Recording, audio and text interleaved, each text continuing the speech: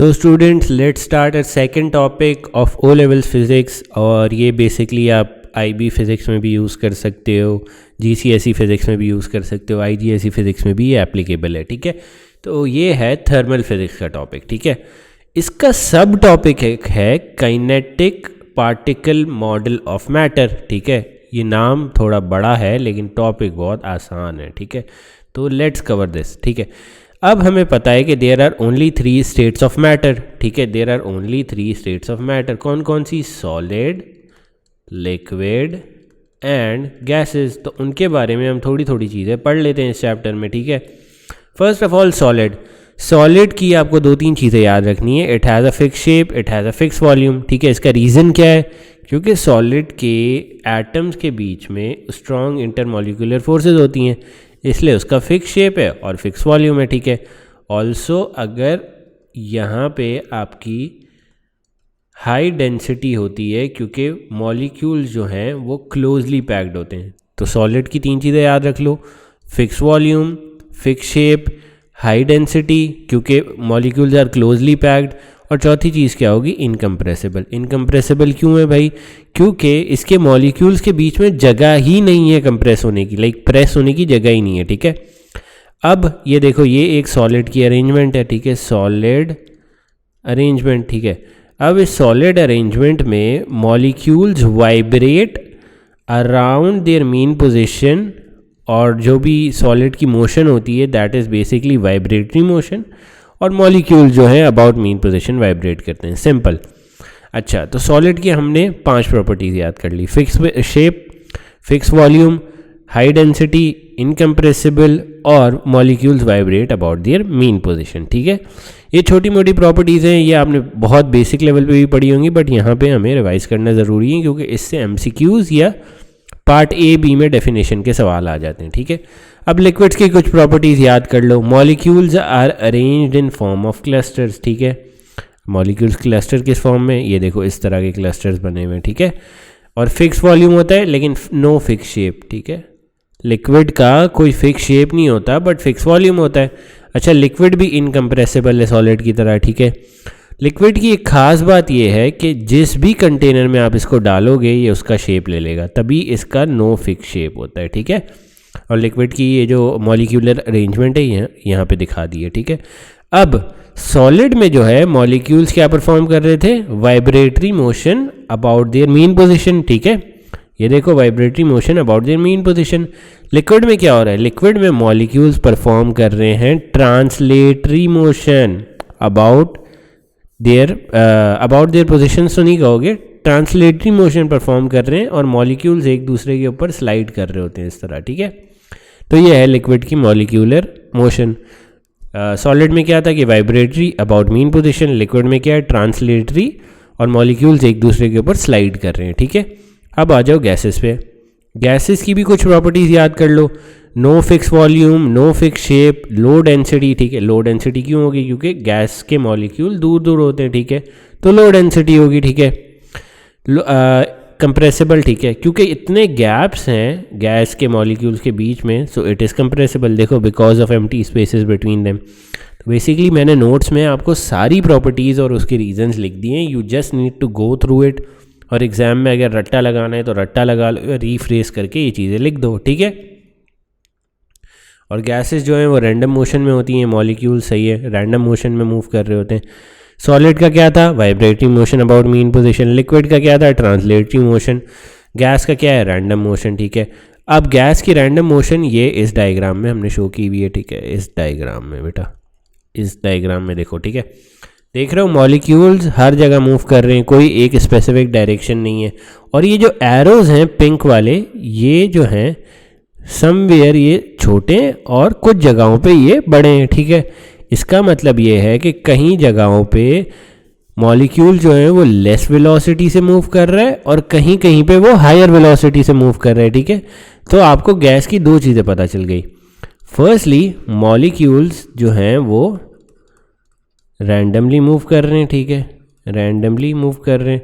Secondly, molecules have different kinetic energy, क्योंकि देखो, एक कुछ कम स्पीड से मूव कर रहे हैं, कुछ मॉलिक्यूल ज़्यादा स्पीड से मूव कर रहे हैं। Molecules have different kinetic energy, ठीक है। अब ये सारी चीज़ें भी यहाँ पे लिखी हुई हैं। Arrows pointing in different direction account for random motion of gas molecules, ठीक है, ये फर्स्ट प्रॉपर्टी हो गई। Arrows having different sizes lengths indicate that gas molecule travel with different speeds kinetic energy, ये दूसरी प्रॉपर्टी हो गई, ठीक है। अब एक और चीज़ याद रखो कि टेम्परेचर जो है वो डायरेक्टली प्रोपोर्शनल होता है एवरेज काइनेटिक एनर्जी के, ठीक है। अब अगर आपको ये लग रहा है कि इसकी काइनेटिक एनर्जी, ये सपोज करो इसकी वेलोसिटी कम है तो इसकी काइनेटिक एनर्जी कम होगी, इसकी वेलोसिटी ज़्यादा है तो इसकी काइनेटिक एनर्जी ज़्यादा होगी, इतना क्लियर है, ठीक है। और गैसेस में हर मॉलिक्यूल की काइनेटिक एनर्जी डिफरेंट होती है। और दूसरी प्रॉपर्टी क्या पड़ी है कि रैंडम मोशन में होते हैं, ठीक है। एक और बात ये याद रखो कि एक मॉलिक्यूल की kinetic energy is directly proportional to its temperature. इसका मतलब ये है कि अगर टेम्परेचर इंक्रीज़ करेगा तो वेलोसिटी इंक्रीज़ करेगी, वेलोसिटी इंक्रीज़ करेगी तो काइनेटिक एनर्जी इंक्रीज़ करेगी, ठीक है। ये रिलेशन आपने याद रखना है, ठीक है। और now let's move on to some other definition. अच्छा, ये भी चीज़ आपने याद रखनी है कि एब्सोल्यूट ज़ीरो की क्या डेफिनेशन है। Absolute zero is a point where molecules have zero kinetic energy, ये की टर्म है, ठीक है। Absolute zero is a point in temperature where molecules have zero kinetic energy, ठीक है। अब आ जाओ गैस लॉज पे, ठीक है, ये भी इसी चैप्टर का पार्ट है, ठीक है। Gas laws are use to obtain 3 quantities के बीच में रिलेशन, प्रेशर, वॉल्यूम, ये V से वॉल्यूम रिप्रेजेंट हुआ है, और T से टेम्परेचर। गैस लॉज आप यूज़ करते हो रिलेशनशिप के लिए प्रेशर, वॉल्यूम और टेम्परेचर के बीच में, ठीक है। और 3 टाइप के गैस लॉज हैं, बॉयल्स लॉ है, चार्ल्स लॉ है और प्रेशर लॉ है। हम तीनों को बारी बारी देखते हैं। फर्स्ट ऑफ ऑल आपने ये याद रखना है कि गैस लॉज यूज़ होते हैं प्रेशर, टेम्परेचर और वॉल्यूम के बीच का रिलेशन निकालने के लिए। और there are only 3 types of gas laws, Boyle's law, Charles law and pressure law. सबसे पहले बॉयल्स लॉ पढ़ते हैं, ठीक है। बॉयल्स लॉ ये कहता है कि pressure is inversely proportional to volume, ठीक है।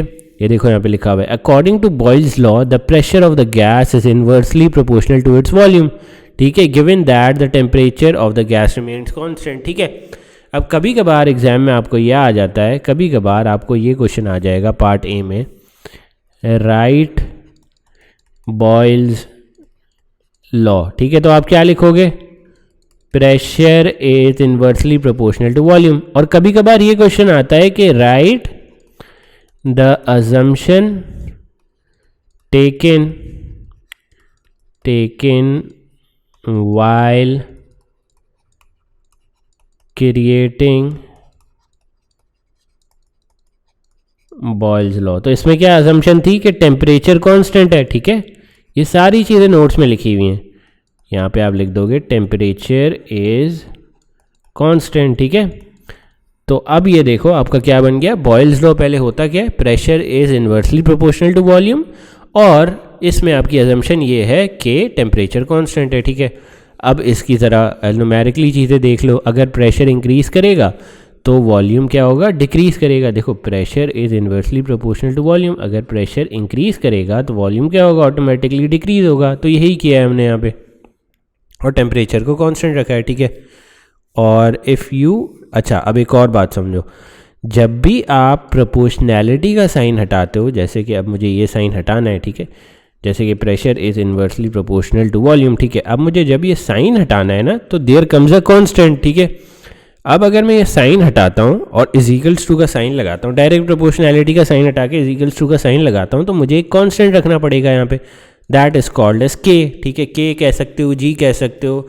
और ये मैंने पहले भी आप लोगों को शायद लेक्चर में बताया कि जब भी प्रोपोर्शनैलिटी का साइन हटता है, आइदर इन्वर्स प्रोपोर्शनैलिटी और डायरेक्ट प्रोपोर्शनैलिटी, आपके पास एक कांस्टेंट आता है के। ये देखो नोट्स में भी ऐसे ही किया हुआ है कि अगर डायरेक्ट प्रोपोर्शनैलिटी का साइन हटा तो हमारे पास एक कांस्टेंट आ गया के, ठीक है। And then we can plot the graph for P versus V। आपको ये पता है कि इन्वर्स प्रोपोर्शनैलिटी का ग्राफ कर्व होता है। अब इतने हमने लेक्चर्स में इन्वर्स प्रोपोर्शनैलिटी देख लिया है, आई गेस कि आपको अब ये तो कंफर्म हो जाएगा कि इन्वर्स प्रोपोर्शनैलिटी का ग्राफ इस तरह का कर्व होता है, ठीक है। अब एग्जामिनर कभी कभार हमसे किस तरह का सवाल पूछता है बॉयल्स लॉ में, ये देखो ये इस तरह का सवाल है। For the table given below mathematically prove that the quantities are inversely proportional. ठीक है, अब अगर P is inversely proportional to volume, ठीक है, तो इसका क्या होगा, P is equal to K upon V। ठीक है, मैंने इनवर्स प्रोपोर्शनैलिटी का साइन हटाया तो मैंने K लगा दिया। ठीक है, यहाँ पे अगर मैं इसे नीटली लिख दूँ, इसे अगर मैं थोड़ा सा इरेज करके नीटली लिख दूँ, सपोज करो बॉयल्स लॉ में पता है pressure is inversely proportional to volume.